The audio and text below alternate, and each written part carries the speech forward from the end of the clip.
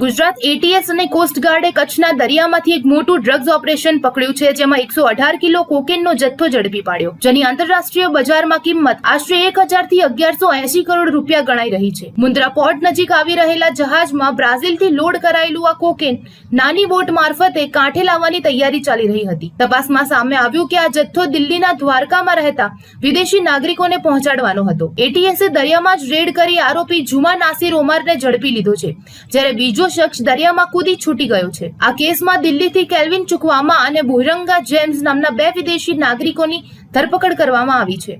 આરોપીઓ પાસેથી satellite phone પણ મળી આવ્યો, જેને કારણે આંતરરાષ્ટ્રીય ડ્રગ નેટવર્કની સંડોવણીની આશંકા વધુ ગાઢ બની છે. એટીએસે લગભગ 150 કિલો ડ્રગ્સ હોવાની માહિતી મળી હતી, પરંતુ હાલ 118 કિલો જ જપ્ત થયું છે, જેથી બાકીનો જથ્થો દરિયામાં ફેંકી દીધો હોય તેવી આશંકા છે. ગુજરાતમાં છેલ્લા કેટલાક મહિનાઓથી દરિયાઈ માર્ગે ડ્રગ્સની હેરાફેરીના કેસોમાં સતત વધારો જોવા મળી રહ્યો છે.